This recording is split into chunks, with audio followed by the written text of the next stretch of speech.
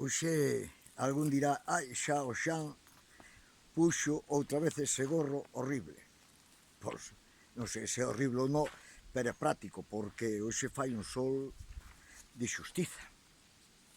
De xustiza. Sí, señor. Malla duro.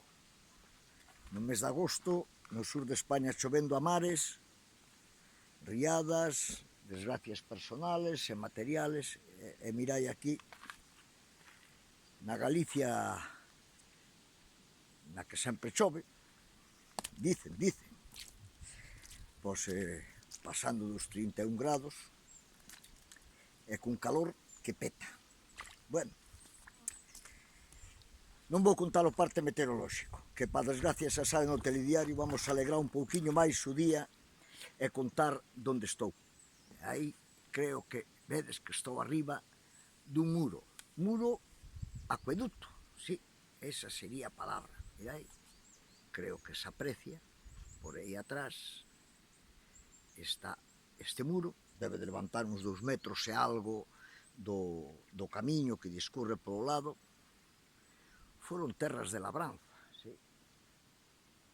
Foron terras de labranza, de viño, hoxe abandonado, como todo rural. A xente deixou de traballar as terras, sí. E así estamos, claro. Bueno, o sitio, eu estou no monte do Rañadoiro. Isto queda arriba da ponte Sampaio. Isto leva agua, por iso estou facendo aquí un pouco de circo, a ver se non me rompo as narices. Bueno, este acueducto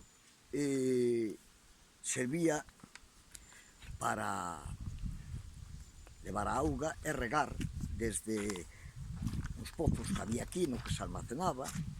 Estas augas viñan do monte da Fracha, non eran regatos caudalosos, pero cun sistema de pozos. Este acueducto, que debe de medir uns pouco máis de 100 metros, é curioso porque tamén sirve de cierre para a finca, supoño que deste lado é o camiño vai por aí, vedelo,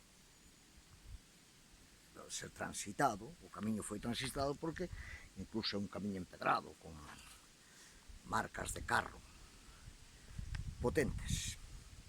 E dicía que o rego, un dos regos que abastecía de auga este sitio era o Portavedra, viña de ida da Serra da Fracha, había un sistema de pozos, dous en cuestión, eu acercareime despois, o de Corneda, chamanlle un, e o outro, non recordo o nombre, creo que teño por aquí algo apuntado, de Portavedra, aquí poño o pozo de Corneda e o pozo de Portavedra.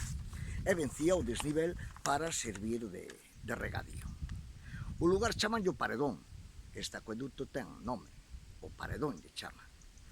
Unha obra curiosa, porque os homes tiñan que agudizar o ingenio porque a auga era necesaria. E movela dun lado a outro, claro.